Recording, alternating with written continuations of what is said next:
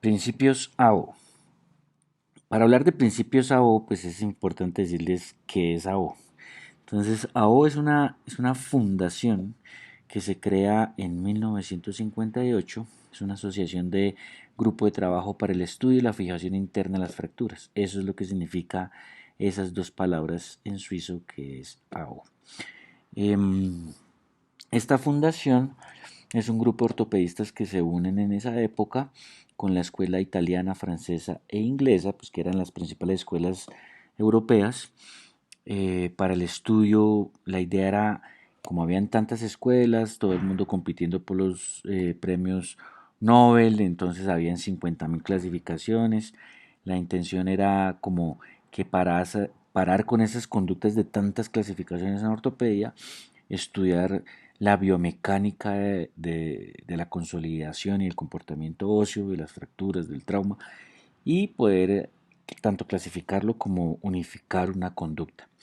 Entonces en esa época se unen esas escuelas para hacer esta fundación y pues ahí nace AO, que hoy en día es el que rige las reglas de la traumatología.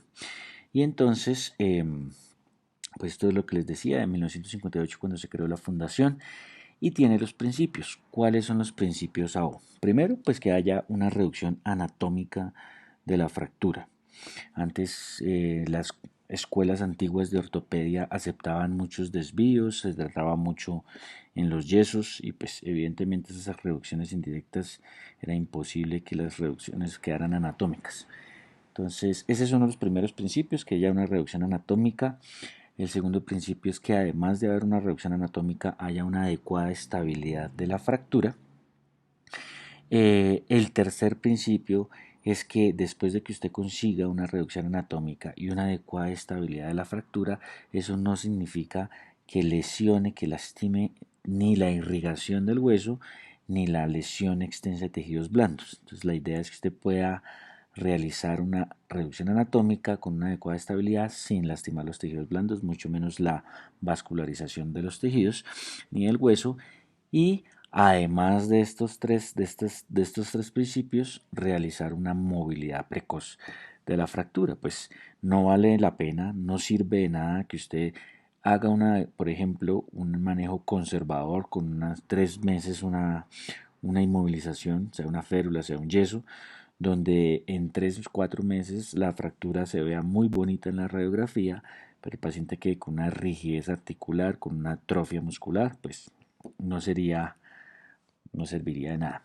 Entonces ellos empiezan a hacer todos esos estudios biomecánicos del comportamiento de las fracturas, de las lesiones asociadas a este tipo de fracturas, las lesiones en los tejidos blandos, el compromiso vascular en estas lesiones, los compromisos neurológicos, cuáles son las consecuencias de las deformidades plásticas en las fracturas, cuáles son las consecuencias de estas lesiones a nivel vascular, tanto en la fractura como en la colocación de estos implantes.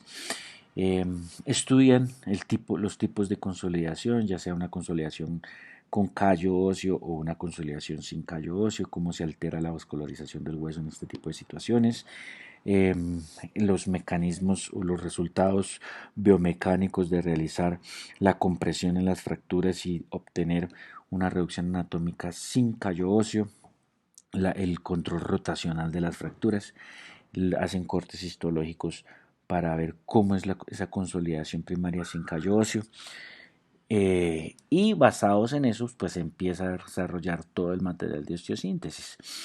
Entonces, tenemos en el material de osteosíntesis, dependiendo del tipo de fractura y la técnica que vamos a utilizar, tenemos unos tornillos que son tornillos corticales, que los tornillos tienen cabecita y son tornillos que se fijan al hueso. Entonces estos tornillos utilizan este tipo de placas que tienen estos orificios alargados, que en realidad estos orificios tienen un túnel de deslizamiento por dentro, ya lo veremos luego. Y este tipo de placas, que sean DSP o LSP, nos permiten hacer compresiones en el foco de fractura. Por el contrario, hay las otras placas que tienen estos tornillos que se llaman placas bloqueadas, donde el tornillo es bloqueado, se permite fijar el tornillo a la placa y no al hueso. Entonces el tornillo se aprieta en la placa y no al hueso, Y este queda, si comparan esta imagen, en esta imagen donde el tornillo es cortical, la placa queda pegada al hueso. Esto disminuye o lesiona el periósteo y por lo tanto disminuye la vascularización del hueso, produce más isquemia ósea. Y tiene las placas bloqueadas que quedan separadas, queda una luz entre la placa y el hueso, es decir, funcionan como si fueran un tutor interno, por lo tanto disminuye la isquemia del hueso.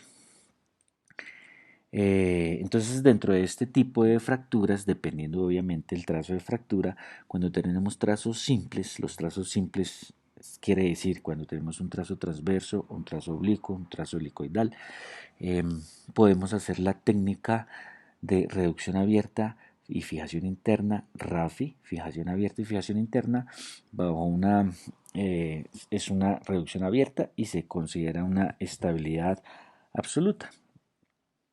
Entonces, para hacer este tipo de técnica tenemos dos opciones. Cuando tenemos un trazo oblicuo, por ejemplo, podemos utilizar la técnica del tornillo interfragmentar, donde se utiliza una broca que es un poquito más ancha, de 3.5, perdón, y después se coloca de 3.2, perdón, la broca es de 3.2 y la segunda broca es de 2.5. Entonces, de esa manera, la primera parte de la cortical queda más ancha y la segunda pues menor al tamaño del tornillo, que el tornillo es de 3.5, y eso va a hacer que haga compresión en el ángulo que está el trazo de la fractura. A esto se le llama tornillo interfragmentario y encima se coloca una placa que se le llama placa de neutralización. Esa sería una opción para la técnica de reducción, o usted puede hacer también el tornillo interfragmentar a través de la placa, sería la otra opción, y esto le va a producir una reducción anatómica sin formación de callo óseo. Si usted quiere utilizar la técnica de compresión a través de la placa en un trazo transverso, entonces por eso les decía que las placas DCP o LCP funcionan como si fuera un túnel deslizante a través de la placa, donde el tornillo se coloca y él, una vez usted lo empieza a apretar, él se desliza, y al deslizarse el tornillo hace que apriete el foco de fractura. Entonces se utilizan tornillos excéntricos, como está aquí el dibujito. Son tornillos que se colocan a un ladito del orificio, tornillos excéntricos, para que después a usted al apretarlos ellos se deslicen y queden haciendo compresión en el foco de la fractura. Hacia cada lado de la placa usted puede hacer 1 milímetro de compresión. Eso le va a hacer que no haya formación de callo óseo, que haya una consolidación primaria del foco. Estos tornillos corticales también nos permiten dar un cierto grado de inclinación en lo longitudinal y en lo vertical. Tenemos en lo vertical que nos permite dar hasta 7 grados de inclinación, y en lo longitudinal nos permite dar hasta 25 grados. Con esto podemos a veces jugar inclusive con esa técnica de interfragmentar, o para, dependiendo de la región donde está fracturado el hueso, nos permite poder inclinar el tornillo para poder coger la segunda cortical. Estas placas entonces las podemos usar dependiendo lo que queremos hacer, si las queremos usar como una técnica de compresión o una técnica de tensión. Entonces, cuando hay fallas, la podemos utilizar en la cortical para que nos haga un efecto de tensión, y cuando no hay fallas, entonces podemos hacer la técnica de compresión. Otra opción, sin usar placas, de una reducción anatómica y de una estabilidad absoluta, es la banda de tensión, que se utiliza con clavitos y con cerclaje, aquí conocido como obenque, para fracturas, por ejemplo, las fracturas transversas de la rótula, para las fracturas del olecranon, para fracturas de la tuberosidad mayor del húmero proximal.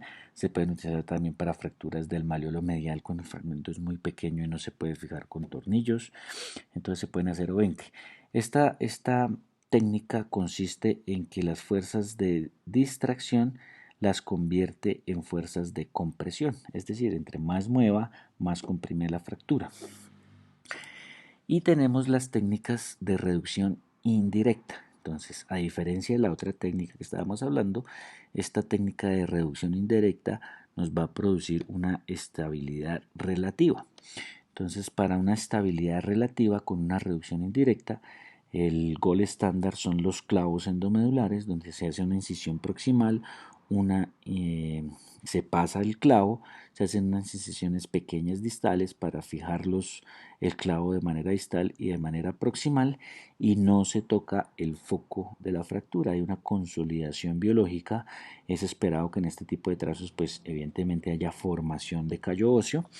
Otra opción es hacerlo con placas, también se puede, pero se llaman placas puente, donde se hace un abordaje proximal, un abordaje distal y se desliza la placa, se fija de manera proximal y distal y no se mueve el foco de la fractura, para que también haya una consolidación biológica que evidentemente, por ser una reducción indirecta, una estabilidad relativa, pues va a formar callo.